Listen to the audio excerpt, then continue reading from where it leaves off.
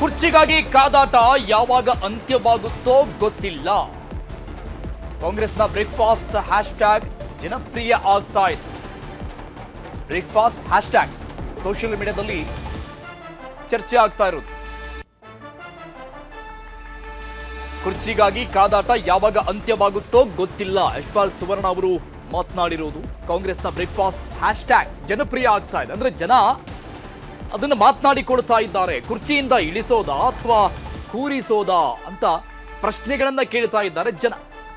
ಹ್ಯಾಶ್ಟ್ಯಾಗ್ನಲ್ಲಿ ಆ hashtag social ಮೀಡಿಯಾದಲ್ಲಿ viral ಆಗ್ತಾ ಇದೆ ಅಂತ ವ್ಯಂಗ್ಯವಾಗಿ ಮಾತನಾಡಿರೋದು. ರಾಜ್ಯ ಕಾಂಗ್ರೆಸ್ನಲ್ಲಿ ಆಗ್ತಾ ಇರುವಂತಹ ಬೆಳವಣಿಗೆಗಳ ವಿಚಾರಕ್ಕೆ ಸಂಬಂಧಪಟ್ಟಂಗೆ, ಇನ್ನು 1 by 1 ಬ್ರೇಕ್ಫಾಸ್ಟ್ ಮೀಟಿಂಗ್ಗಳ ವಿಚಾರಕ್ಕೆ ಸಂಬಂಧಪಟ್ಟಂಗೆ ಕುರ್ಚಿಯಿಂದ ಇಳಿಸೋದಾ ಅಥವಾ ಕೂರಿಸೋದಾ ಅಂತ ಯಶ್ಪಾಲ್ ಸುವರ್ಣ ವ್ಯಂಗ್ಯ ಮಾಡಿದ್ದಾರೆ. ಒಂದು ಹ್ಯಾಶ್ಟ್ಯಾಗ್ನಲ್ಲಿ ಇವತ್ತು ಕಾಂಗ್ರೆಸ್ ಸರ್ಕಾರ ಇದೆ.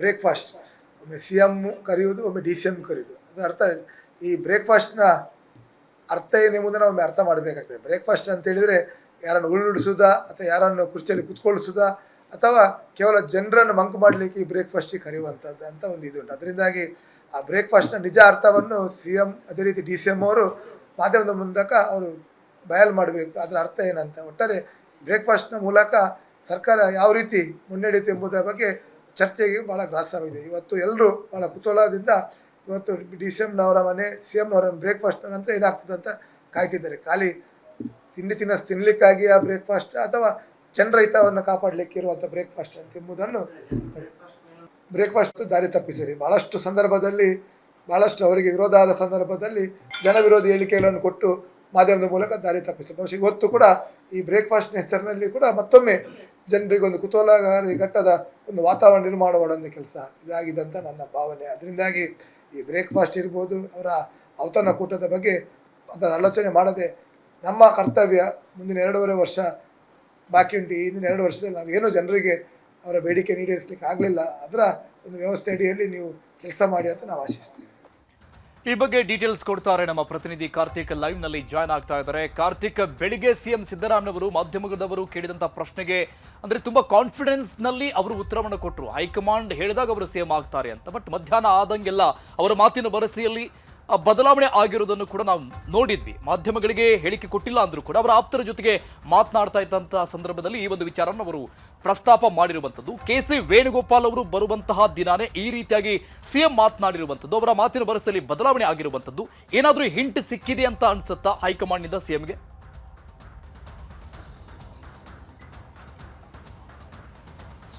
ಅರುಣ್, ಪ್ರಮುಖವಾಗಿ ಗಮನಿಸಬೇಕು, CM ಸಿದ್ದರಾಮಯ್ಯನವರು ಬೆಳಿಗ್ಗೆ DCM DK ಶಿವಕುಮಾರ್ ಅವರು CM ಆಗ್ತಾರ ಅನ್ನುವಂತ ಮಾಧ್ಯಮದವರ ಪ್ರಶ್ನೆಗೆ ಉತ್ತರ ಕೊಡುವಂತ ಸಂದರ್ಭದಲ್ಲಿ ಹೈಕಮಾಂಡ್ ಹೇಳಿದಾಗ ಅವರು ಆಗ್ತಾರೆ ಅನ್ನುವಂತ ಒಂದು ಮಾತನ್ನ ಸ್ವಲ್ಪ ಏರುಧ್ವನಿಯಲ್ಲೇ ಹೇಳಿದ್ರು. ಜೊತೆಗೆ ಆ ಒಂದು ಅವರ ಮುಖಚಹರಿಯೂ ಕೂಡ ಆ ರೀತಿಯಾಗಿ ಇತ್ತು.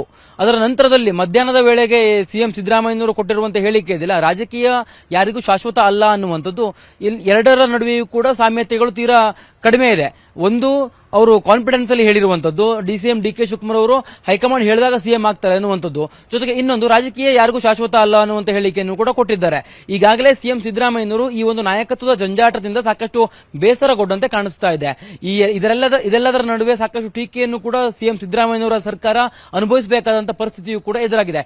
ಈಗಾಗಲೇ ಬ್ರೇಕ್ಫಾಸ್ಟ್ ಮೀಟಿಂಗ್ ಗೆ ಸಂಬಂಧಪಟ್ಟಂತೆ ವಿಪಕ್ಷಗಳು ಟೀಕೆಯನ್ನ ಮಾಡ್ತಾ ಇದ್ದಾರೆ.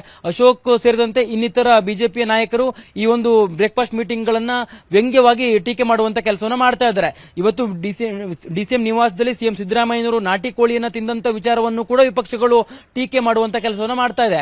ಇದೆಲ್ಲದರ ನಡುವೆ CM ಸಿದ್ದರಾಮಯ್ಯನವರಿಗೆ ನಾಯಕತ್ವ ಬದಲಾವಣೆಗೆ ಸಂಬಂಧಪಟ್ಟಂತೆ ಯಾವುದೇ ರೀತಿಯ ಸ್ಪಷ್ಟತೆ ಸಿಗದೇ ಇರುವಂತಹ ಕಾರಣಕ್ಕಾಗಿ ಸಾಕಷ್ಟು ಕುಗ್ಗಿದಂತೆ ಕಾಣಿಸ್ತಾ ಇದೆ. ಅವರ ಹೇಳಿಕೆಯೂ ಕೂಡ ಅದೇ ರೀತಿಯಲ್ಲಿ ಇತ್ತು. ಜೊತೆಗೆ ಈಗಾಗಲೇ ಹೈಕಮಾಂಡ್ ಯಾವಾಗ ಕರೆಯುತ್ತೆ ಅನ್ನುವಂಥದ್ದು ಇದರಲ್ಲೂ ಇದುವರೆಗೂ ಕೂಡ ಗೊತ್ತಿಲ್ಲ. ಜೊತೆಗೆ ಅದಕ್ಕೆ ಸಂಬಂಧಪಟ್ಟಂತೆಯೂ ಕೂಡ CM ಸಿದ್ದರಾಮಯ್ಯನವರಿಗೆ ಸ್ಪಷ್ಟತೆ ಸಿಕ್ಕಿಲ್ಲ. ಅಧಿವೇಶನದ ಬಳಿಕ ಕರೀತಾರ ಅಥವಾ ಅಧಿವೇಶನಕ್ಕೂ ಪೂರ್ವದಲ್ಲಿ ಅವರನ್ನ ಕರೆದು ಮಾತನಾಡ್ತಾರ ಅನ್ನುವಂಥದ್ದು ಕೂಡ ಅವರಿಗೆ ಗೊಂದಲ ಹಾಗೆ ಇದೆ. ಇದೆಲ್ಲದರ ಕಾರಣಕ್ಕಾಗಿ CM ಸಿದ್ದರಾಮಯ್ಯನವರಿಗೆ ಈ ಒಂದು CM ಸ್ಥಾನದ ವಿಚಾರವಾಗಿಯೇ ಎಲ್ಲೋ ಒಂದ್ ಕಡೆ ಬೇಸರ ತಂದಿದ್ಯಾ ಅನ್ನುವಂಥದ್ದು ಕೂಡ ಈಗ ಪ್ರಶ್ನೆ ಮೂಡ್ತಾ ಇದೆ. ಜೊತೆಗೆ DCM DK ಶಿವಕುಮಾರ್ ಅವರ ನಿವಾಸದಲ್ಲಿ ಬ್ರೇಕ್ಫಾಸ್ಟ್ ಮುಗಿಸಿ ಬಂದ ನಂತರ CM ಸಿದ್ದರಾಮಯ್ಯನವರು 2 ಸಭೆಯನ್ನ ಮಾಡಬೇಕಿತ್ತು. ಆ 2 ಸಭೆಯನ್ನು ಕೂಡ ಅವರು ಕ್ಯಾನ್ಸಲ್ ಮಾಡ್ತಾರೆ. ಕೇವಲ 1 ಸಭೆಯನ್ನ ಮಾತ್ರ ಮಾಡಿ ನಂತರದಲ್ಲಿ ಅವರ ಆಪ್ತರೊಂದಿಗೆ ಮಾತನಾಡುವಂತ ಸಂದರ್ಭದಲ್ಲಿ ಈ ರೀತಿಯ ಹೇಳಿಕೆಯನ್ನು ಕೊಟ್ಟಿದ್ದಾರೆ. ರಾಜಕೀಯ ಯಾರಿಗೂ ಶಾಶ್ವತ ಅಲ್ಲ, ಹಾಗೆ ನಾನು ಇದಕ್ಕೆ ಯಾವುದಕ್ಕೂ ಕೂಡ ತಲೆ ಕೆಡಿಸ್ಕೊಳ್ಳೋದಿಲ್ಲ ಅನ್ನುವಂತ ಹೇಳಿಕೆ ಇದೆಯಲ್ಲ, ಇದು ಕೇವಲ ಹೇಳಿಕೆಯಾಗಿ ನಾವು ಗಮನಿಸೋದಕ್ಕೆ ಆಗೋದಿಲ್ಲ. ಇದರ ಹಿಂದೆ ಅವರು ಕಳೆದ 2 ತಿಂಗಳುಗಳಿಂದ ಅನುಭವಿಸ್ತಾ ಇರುವಂತಹ ಕುರ್ಚಿಯ ಕಾದಾಟದ ಸಂಬಂಧಪಟ್ಟಂತೆ ಅವರು ಹೇಳಿಕೆಯನ್ನು ಕೊಟ್ಟಿದ್ದಿರಬಹುದು ಅನ್ನುವಂಥದ್ದು ಈಗ ರಾಜಕೀಯ ವಲಯದಲ್ಲಿ ಚರ್ಚೆಗೂ ಕೂಡ ಗ್ರಾಸ ಆಗಿದೆ. ಒಂದು ಕಡೆ ವಿಪಕ್ಷಗಳು ಟೀಕೆಯನ್ನು ಮಾಡ್ತಿದ್ದಾರೆ, ಇನ್ನೊಂದು ಕಡೆ ಸ್ವಪಕ್ಷದಲ್ಲೇ ಸಾಕಷ್ಟು ವಿರೋಧಗಳು ವ್ಯಕ್ತವಾಗ್ತವೆ, ಸಾಕಷ್ಟು ಬೇರೆ ಬೇರೆ ಚಟುವಟಿಕೆಗಳಾಗ್ತವೆ. ಇದೆಲ್ಲದರಿಂದ ಸಿಎಂ ಸಿದ್ದರಾಮಯ್ಯನವರು ಹೈರಾಣದಂತೆ ಕಾಣಿಸ್ತದೆ. ಜೊತೆಗೆ ಕುರ್ಚಿಯ ಕದನದಲ್ಲಿ ಡಿಸಿಎಂ ಡಿಕೆ ಶಿವಕುಮಾರ್ ಅವರು ಒಬ್ಬರೇ ಉಳ್ಕೊಂಡಿಲ್ಲ. ಈಗ ಪರಮೇಶ್ವರ್ ಅವರು ಕೂಡ ನಾನು ಆಕಾಂಕ್ಷಿ ಎನ್ನುವಂಥದ್ದನ್ನ ಬಹಿರಂಗವಾಗಿ ಹೇಳಿದ್ದಾರೆ. ಅದರ ಜೊತೆಗೆ ಪರಮೇಶ್ವರ್ ಅವರ ಆಪ್ತರು ಕೂಡ ಸಾಕಷ್ಟು ಪ್ರತಿಭಟನೆಗಳನ್ನ ಮಾಡ್ತಾ ಇದ್ದಾರೆ. ಅವರಿಗೂ ಕೂಡ ಅವಕಾಶವನ್ನು ಕೊಡಬೇಕು, ದಲಿತ ಸಿಎಂಗೆ ಅವಕಾಶವನ್ನು ಕೊಡಬೇಕು ಅನ್ನುವಂಥದ್ದು ಕೂಡ ಈಗ ಚರ್ಚೆ ಮುನ್ನೆಲೆಗೆ ಬಂದಿದೆ. ಇದೆಲ್ಲದರ ಕಾರಣಕ್ಕಾಗಿ ಹೈಕಮಾಂಡ್ ಕೂಡ ಈ ಎಲ್ಲ ವಿಚಾರಕ್ಕೆ ಸಂಬಂಧಪಟ್ಟಂತೆ ಸ್ಪಷ್ಟವಾಗಿರುವಂತಹ ನಿರ್ಧಾರವನ್ನು ಪ್ರಕಟಿಸದೇ ಇರುವಂತಹ ಕಾರಣಕ್ಕಾಗಿ ಸಿಎಂ ಸಿದ್ದರಾಮಯ್ಯರು ಎಲ್ಲೋ ಒಂದ್ ಕಡೆ ಕುಗ್ಗದಂತೆ ಕಾಣಿಸ್ತಾ ಇದೆ. ಅರುಣ್ ಹುಗಾರ್. ಕಾರ್ತಿಕ್, ಮೊನ್ನೆ ಶನಿವಾರ ಸಿಎಂ ಅವರ ಮನೆಯಲ್ಲಿ ಬ್ರೇಕ್ಫಾಸ್ಟ್ ಆಯಿತು. ಅದಾದ್ಮೇಲೆ ಇವತ್ತು ಡಿಸಿಎಂ ಮನೆಯಲ್ಲಿ ಬ್ರೇಕ್ಫಾಸ್ಟ್. ಅವತ್ತಿನ ದಿನವೂ ಕೂಡ ಯಾವುದೇ ರೀತಿಯಾದಂತಹ ಈ ಕುರ್ಚಿ ವಿಚಾರಕ್ಕೆ ಸಂಬಂಧಪಟ್ಟಂಗೆ ಇಬ್ಬರು ನಾಯಕರಲ್ಲಿ ಒಮ್ಮತ ಮೂಡಿಲ್ಲ ಅಂತ ಕಾಣಿಸ್ತು. ಅದಕ್ಕೆ ಸೆಕೆಂಡ್ ವರ್ಷನ್ ಅಂದ್ರೆ ಇವತ್ತು 2ನೇ ಹಂತದ ಮೀಟಿಂಗ್. ಇವತ್ತು ಕೂಡ ಯಾವುದೂ ಇತ್ಯರ್ಥಕ್ಕೆ ಬಂದಿಲ್ಲ ಅನ್ನುವಂಥ ರೀತಿಯಲ್ಲಿ ಕಾಣಿಸ್ತಾ ಇದೆ. ಒಂದೇ ಒಂದು ನಾವಿಬ್ರು ಒಗ್ಗಟ್ಟಾಗಿದ್ದೀವಿ, ಒಟ್ಟಾಗಿ ಹೋಗ್ತಾ ಇದ್ದೀವಿ ಅನ್ನುವಂಥ ರೀತಿಯಲ್ಲಿ ತೋರ್ಪಡಿಕೆಗೆ ಈ ಮೀಟಿಂಗ್ಗಳು ಮಾತ್ರ ಸೀಮಿತವಾದಂಗೆ ಕಾಣಿಸ್ತಾ ಇದೆ.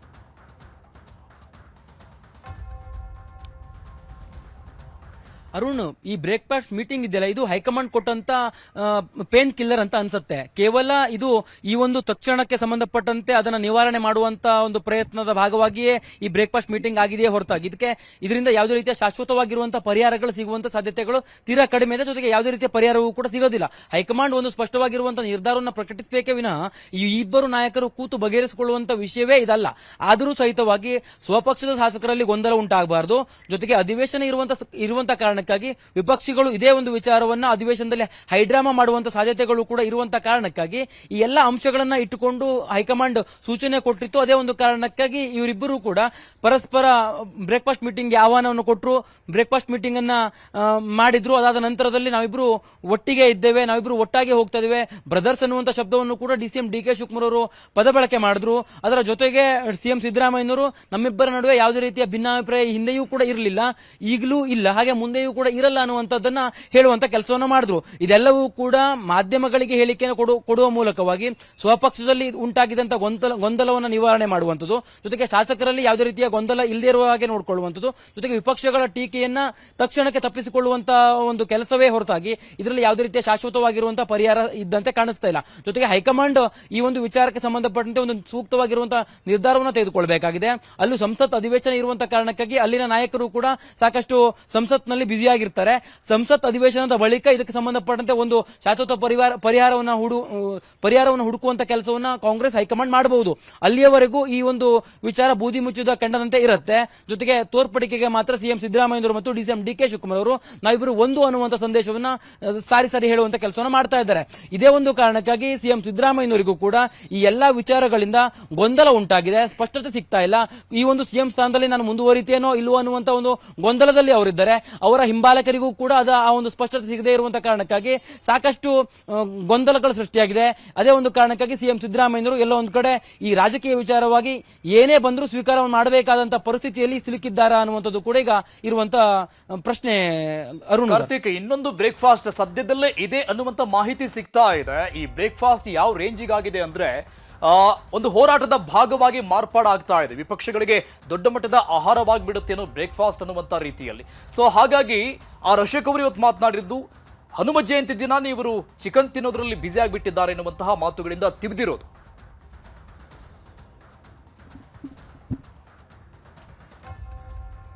ಅರುಣ್, ಸ್ಪಷ್ಟವಾಗಿ ಈ ಒಂದು ವಿಚಾರಕ್ಕೆ, ಈ ಬ್ರೇಕ್ಫಾಸ್ಟ್ ವಿಚಾರಕ್ಕೆ ಸಂಬಂಧಪಟ್ಟಂತೆ ಬಿಜೆಪಿ ಒಂದಿಲ್ಲೊಂದು ಹುಡುಕುವಂತ ಕೆಲಸವನ್ನ ಮಾಡ್ತಾನೆ ಇದೆ. ಯಾಕೆಂತಂದ್ರೆ ಅದು ಅವರ ರಾಜಕೀಯ ಅಜೆಂಡವೂ ಕೂಡ ಹೌದಾಗಿರುತ್ತೆ. ವಿರೋಧ ಪಕ್ಷವಾಗಿ ಸರ್ಕಾರವನ್ನ ಟೀಕೆ ಮಾಡುವಂತ ಕೆಲಸವನ್ನು ಅವರು ಮಾಡ್ತಾ ಇದ್ದಾರೆ.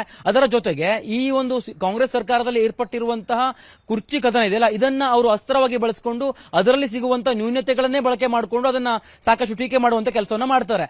ಇವತ್ತು ಹನುಮ ಜಯಂತಿ ಆಗಿರುವಂತಹ ಕಾರಣಕ್ಕಾಗಿ ಸಿಎಂ ಸಿದ್ದರಾಮಯ್ಯನವರು ಡಿಸಿಎಂ ಡಿಕೆ ಶಿವಕುಮಾರ್ ಅವರ ನಿವಾಸದಲ್ಲಿ ಏನು ನಾಟಿ ಕೋಳಿಯನ್ನು ಸೇವನೆ ಮಾಡಿದ್ರು, ಅದನ್ನ ಹನುಮ ಜಯಂತಿಗೆ ತಳುಕು ಹಾಕುವ ಕೆಲಸವನ್ನ ಆರೋಶಕ್ ಅವರು ಮಾಡಿರುವಂತದ್ದು. ಅದರ ಜೊತೆಗೆ ಅವರು ಹೇಳಿರುವಂತದ್ದು, ಸಾಕಷ್ಟು ಕರೆಗಳು ಬಂದು ನನಗೆ ಹನುಮ ಭಕ್ತರು ಬೇಸರಗೊಂಡಿದ್ದಾರೆ, ಅದೇ ಒಂದು ಕಾರಣಕ್ಕಾಗಿ ನಾನು ಈ ವಿಚಾರವನ್ನು ಪ್ರಸ್ತಾಪ ಮಾಡ್ತಿದ್ದೇನೆ ಅನ್ನುವಂಥದ್ದನ್ನು ಕೂಡ ಅವರು ಹೇಳಿದ್ದಾರೆ. ಅಂದ್ರೆ ಇಲ್ಲಿ ಆರೋಶಕ್ ಅವರಲ್ಲೂ ಕೂಡ ಗೊಂದಲ ಇದೆ, ಈ ವಿಚಾರವನ್ನ ನಾನು ಪ್ರಸ್ತಾಪ ಮಾಡಬೇಕಾ ಬೇಡುವ ಅನ್ನುವಂಥದ್ದು ಒಂದು ಕಡೆ ಆದ್ರೆ, ಇನ್ನೊಂದು ಕಡೆ ಇನ್ಯಾರೋ ನನಗೆ ಹೇಳಿದ್ರು ಅನ್ನುವಂತ ಕಾರಣಕ್ಕಾಗಿ ಈ ವಿಚಾರವನ್ನು ನಾನು ಪ್ರಸ್ತಾಪ ಮಾಡ್ತಿದ್ದೇನೆ ಅನ್ನುವಂತ ಹೇಳಿಕೆ ಕೊಡುವ ಮೂಲಕವಾಗಿ ಸರ್ಕಾರಕ್ಕೆ ಟೀಕೆ ಮಾಡುವಂತ ಕೆಲಸವನ್ನ ಮಾಡಿರುವಂತದ್ದು. ಜೊತೆಗೆ ಹನುಮ ಭಕ್ತರನ್ನು ಕೂಡ ಈ ವಿಚಾರದಲ್ಲಿ ಎಳೆದು ತಂದು ಸರ್ಕಾರದ ವಿರುದ್ಧ ತಿರುಗಿಸುವಂತ ಕೆಲಸವನ್ನ ಈ ಒಂದು ಚಾಣಾಕ್ಷ ನಡೆಯ ಮೂಲಕವಾಗಿ ಅಶೋಕ್ ಅವರು ಮಾಡಿದಂತೆ ಕಾಣಿಸ್ತಾ ಇದೆ.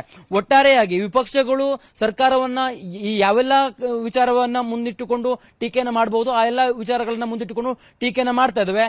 ಈ ಒಂದು ಸರ್ಕಾರದಲ್ಲಿ ಅಂದ್ರೆ ಸರ್ಕಾರದಲ್ಲಿ ಆಡಳಿತ ಯಂತ್ರವೇ ಕುಸಿದು ಹೋಗಿದೆ ಅನ್ನುವಂತ ರೀತಿಯಲ್ಲಿ ಬಿಂಬಿಸುವ ಪ್ರಯತ್ನಗಳು ಕೂಡ ನಡೀತವೆ. ಇದೆಲ್ಲದಕ್ಕೂ ಮೂಲ ಕಾರಣ ಅಂತಂದ್ರೆ ಡಿಸಿಎಂ ಡಿ.ಕೆ. ಶಿವಕುಮಾರ್ ಮತ್ತು ಸಿಎಂ ಸಿದ್ದರಾಮಯ್ಯನವರ ನಡುವೆ ಏರ್ಪಟ್ಟಿರತಕ್ಕಂಥ ಭಿನ್ನಾಭಿಪ್ರಾಯವೇ. ಈ ಒಂದು ಭಿನ್ನಾಭಿಪ್ರಾಯವೇ ಅಸ್ತ್ರವಾಗಿದೆ ವಿಪಕ್ಷಗಳಿಗೆ. ವಿಪಕ್ಷಗಳು ಅದೇ ಒಂದು ಅಸ್ತ್ರವನ್ನ ಸಾರಿ ಪ್ರಯೋಗ ಮಾಡುವಂತ ಕೆಲಸವನ್ನ ಮಾಡ್ತಾ ಇದ್ದಾರೆ. ಜೊತೆಗೆ ಜನಾಂದೋಲನ ಮಾಡುವಂತ ಮೂಲಕವಾಗಿ ಜನರನ್ನ ಎತ್ತಿಕಟ್ಟುವ ಅಥವಾ ಜನರಲ್ಲಿ ಈ ಸರ್ಕಾರದ ವಿರುದ್ಧ ಬೇರೆ ರೀತಿಯ ಭಾವನೆ ಹೋಗುವಂತ ರೀತಿಯಲ್ಲಿ ನೋಡಿಕೊಳ್ಳೋದಕ್ಕೆ ಕೂಡ ಒಂದಿಷ್ಟು ಹೇಳಿಕೆಗಳನ್ನ ಕೊಡುವಂಥದ್ದು, ಪ್ರತಿಭಟನೆಗಳನ್ನ ಮಾಡುವಂಥದ್ದು, ಇದೆಲ್ಲವನ್ನು ಕೂಡ ವಿಪಕ್ಷಗಳು ಮಾಡ್ತಾ ಇರುವಂತದ್ದು ನಾವು ನೋಡ್ತಾನೆ ಬಂದಿದ್ವಿ. ಇವತ್ತು ಕೂಡ ಆರೋಶಕ್ ಅವರು ಅದೇ ರೀತಿಯಾಗಿ ಇವತ್ತು ಹೇಳಿಕೆಯನ್ನು ಕೊಟ್ಟಿರುವಂತದ್ದು. ಹನುಮ ಜಯಂತಿ ಇದ್ರೂ ಸಿಎಂ ಸಿದ್ದರಾಮಯ್ಯನವರು ಮಾಂಸವನ್ನ ಸೇವನೆ ಮಾಡಿದ್ರು, ಈ ಹಿಂದೆಯೂ ಕೂಡ ಅವರು ಧರ್ಮಸ್ಥಳಕ್ಕೆ ಮಾಂಸ ಸೇವಿಸಿ ಹೋಗಿದ್ರು ಅನ್ನುವಂಥ ವಿಚಾರವನ್ನು ಕೂಡ ಇವತ್ತು ಮತ್ತೆ ಪ್ರಸ್ತಾಪಿಸಿ ಈ ಎಲ್ಲ ಅಂಶಗಳನ್ನ ಉಲ್ಲೇಖ ಮಾಡಿ ಸಿಎಂ ಸಿದ್ದರಾಮಯ್ಯನವರನ್ನ ಟೀಕೆ ಮಾಡುವಂತ ಕೆಲಸವನ್ನ ಮಾಡಿದ್ರೆ, ಅದರ ಜೊತೆಗೆ ಡಿಸಿಎಂ ಡಿ.ಕೆ. ಶಿವಕುಮಾರ್ ಅವರು ಇವತ್ತು ಮಾಂಸವನ್ನ ಸೇವಿಸಿಲ್ಲ ಅನ್ನುವಂಥದ್ದನ್ನು ಕೂಡ ಮತ್ತೆ ಅವರು ಒತ್ತಿ ಹೇಳುವಂತ ಕೆಲಸವನ್ನ ಮಾಡಿದ್ದಾರೆ.